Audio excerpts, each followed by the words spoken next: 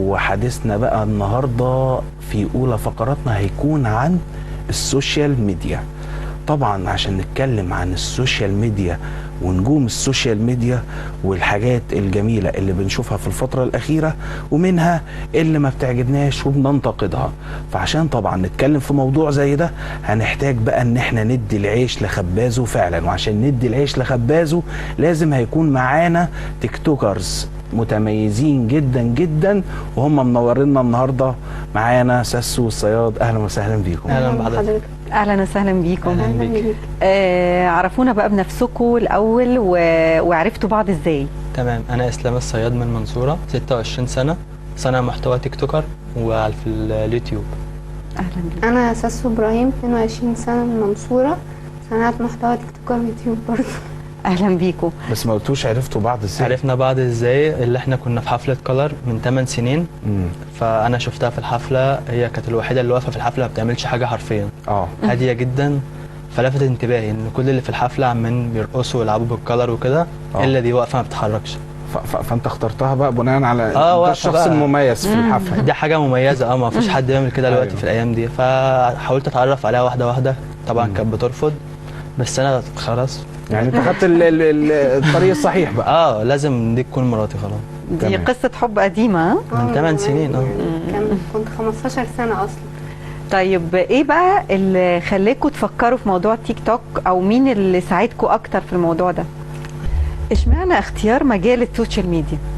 هو جه اللي انا كنت بحب الكوره وعايز اتشير، كان نفسي اكون مشهور من صغري يعني وكده، فما حصلش نصيب ان انا عملت حادثه وكده فبعدت عن الكوره. فانا حاولت ايه الطريق التاني ان هو مثلا يخليني مشهور والناس عارفاني وكده، فهو اتجهت لمجال السوشيال ميديا عن طريق ان اكون موديل تصوير الاول.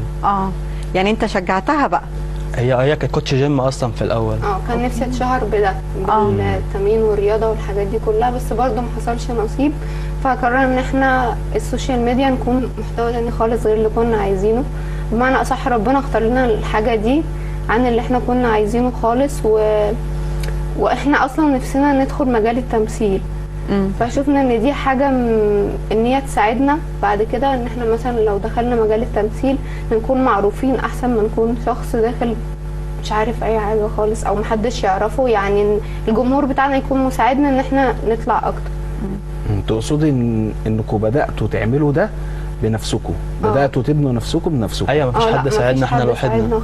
طيب سؤال بقى مهم، يعني انتوا الاثنين بسم الله ما شاء الله رياضيين اصلا. يعني كوتش جيم ولاعيب كوره. لاعب كوره. ليه ما فكرتوش تعملوا محتوى رياضي بحت؟ ده انتوا منظومه كامله ما شاء الله. ما هو الظرف اللي حصل له ده منعني اصلا من الكوره، منع ان هو يلعب كوره، فبالنسبه له الحلم ده خلاص وقف. فاحنا شفنا حاجه بديله وفي نفس الوقت مش متعبه بالنسبه جسديا، يعني ان احنا نعمل محتوى كوميدي ترفيهي، اللي هو نعمل حاجه كوميديه الناس كلها تحبها تتفرج عليها تستنانا مثلا. بس فالموضوع جه من هنا بقى، اللي احنا نعمل حاجه كوميديه تفرح الاطفال والكبار كل الفئات. معلش اعذرني ان انا مش متابعه قوي ترند، بس انتوا اخترتوا تكونوا ترند. يعني بنحب حبا للشهره يعني. هو احنا عايزين الناس عارفانا دايما. لان دي حاجه بتفرحنا طبعا لما تكون الناس كلها عارفانا ونمشي في الشارع والناس تقابلنا تتصور معانا وتقول احنا متابعينكم بنحبكم. رغم كل الانتقادات اللي بتتوجه سواء ليكوا او للترندات على السوشيال ميديا، هو عامة مفيش حد ناجح على السوشيال ميديا ما عندوش انتقادات، لازم يكون في انتقاد، مفيش حد بينجح من غير انتقاد. فاحنا بنواجه ده اللي هو النقد البناء اللي احنا ممكن نستفاد منه بحاجة كويسة، ان هو مثلا نغير من محتوانا، نغير من افكارنا. وفي النقد اللي هو العادي اللي هو الناس مثلا بتشتم وخلاص، فاحنا مش بنشغل بالنا بالناس اللي زي دي، ما عادي. يعني انت شايف ان ده نجاح؟ ده وجهة نظرك في النجاح اني ابقى ترند؟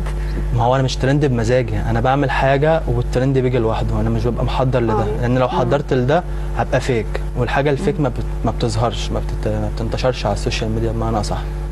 ده هيخليني اسالك سؤال، انه كان فعلا في سؤال بيقول هل المقالب اللي بتعملوها دي بتبقى حقيقيه ولا متفق عليها؟ لا حقيقيه، لازم تكون حقيقيه طبعا. تكون فيك اصلا، لان احنا بنتابعنا كل الفئات، فاكيد الناس اللي بتشوفنا دي اكيد هتفهم وهيبان قوي. لو انا بعمل حاجه فيك هتبقى باينه مش طبيعيه، الناس مش هتحبها، مش هتتقبلها، مش هتستناها. فلازم ان انا اعمل حاجه حقيقيه وكده عشان اكسب ان الناس تتابعني اكتر، الناس تحبني اكتر، بدل ما تتابعنيش عشان شايفاني ان انا بعمل حاجه فيك. وكله حقيقي يعني لازم يكون مفيش كله حاجه حقيقي. فيها تمثيل او بتفكروا تعملوا فرقعه لا بالعكس، فتحضروا لها؟ اصلا هي مره كنت بعمل فيها مقلب، هي قفشت المقلب وبينت للكاميرا ان هي قفشاني وقعدت تترخم عليا ان هو انا قفشاك بس انا مش مبينه، بس الجمهور عرفت. الناس عارفه ان اللي هو خلاص هي قفشت المقلب، لكن قدامي لا هي مكمله عادي. اصل لازم يكون الرياكشن الاولاني، يعني اول رياكشن او اول طبع تاخد لازم يكون بجد، ما ينفعش يكون فيك، عشان هو عنصر المفاجاه هو ده اللي بيعمل الترند زي ما انت بتقولي. لكن لو هي عارفه ان ده هيكون فيك عادي ممكن ما تبقاش. طب ايه اللي انتوا شايفينه؟ يعني هل السوشيال ميديا قوت علاقتكم ولا ممكن تكون هزتها او اثرت فيها بحاجه سلبيه؟ لا هي قربتنا من بعض اكتر، بحيث ان كل شغلنا مع بعض، دماغنا بقت واحده في التفكير في الشغل لان شغلنا واحد. اثرت في حاجات ان مثلا لو في اكيد بتبقى في شويه مقالب غيرة. قويه. احنا عاوزين نتكلم عن الغيرة. يعني انا مستني، انا خدت بالي ان انت يعني تقصد غيره من بعض ولا هو رديتي بيغير بالنيابه عليها؟ ايه؟ تقصد غيره لا من من بعض معجبين، ولا لا، هو من يغير معجبين عليها بقى. شويه؟ معجبين. اصل انا بعمل مقلب فيها هي أو تغيير برضه مثلاً يعني. آه الناس طبعاً. هو يجيبهم ويعمل لما اجي اعمل فيها مقلب بجيب بنات معانا في المقلب، فازاي بقى ان انا اعمل مبسوط انت أيوة، اسلام فكرة بموضوع فيديو البنات ده إزاي بقى غالبا هنكلم يعني. البنات؟ البنات بقى بنكلمها اكيد برايفت. لا ازاي تكلم بنات؟ منها هي. طبعا. ما هو ده طبيعه ما هي دي التاتش. الحته اللي احنا بنتكلم فيها، بتتعاملوا معاها ازاي بقى؟ لا ده بيحصل كوارث طبعا، اللي هو مثلا بتضايق في وبزعل. في الموقف ذات نفسه في المقلب بتعمل كوارث، ممكن تكسر اي حاجه، تضرب، تنهار بقى. لكن لما بتعرف ان هو مقلب في الاخر بتهدى شويه، بيكون في شويه زعل بس وخلاص بتهدى مش خلاص هيحصل بقى كده إنه تاني ومش تعمل كده بضحك تاني. عليها وبعمل طب انا